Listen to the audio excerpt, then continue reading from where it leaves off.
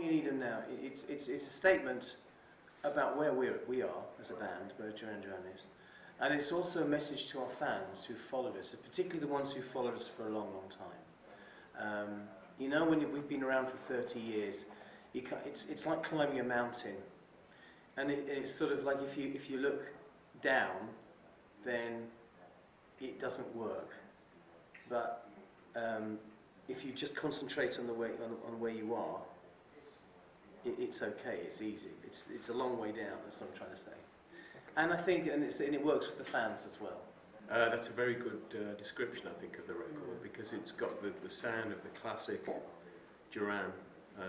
You know, that very early period where we really kind of owned our sound. It's a combination of that, but obviously with a very contemporary producer, Mark Ronson. And I think we've managed to bring the past kind of into the future in a way with this record. And that was always Mark's manifesto, was to really rediscover that golden vein of form that we had in the early 80s, but kind of make it now. Make it sound modern. Yeah, make it sound modern, and I think he's very cleverly been able to do that, I think, and we're very pleased with the result.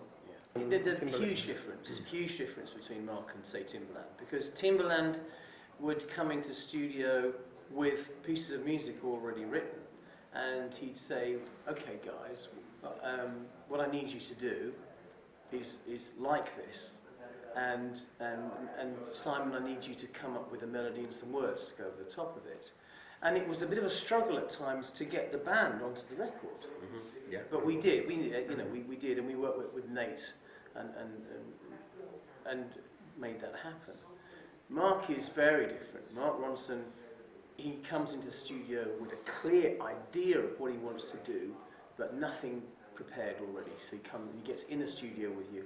He plays guitar, he picks up a tambourine, brings in a loop. maybe brings in a loop, yes. And then he goes into the control room and he fiddles with it, and he says, okay, I need it harder, I need it more edgy, push it further, let's not have that chorus.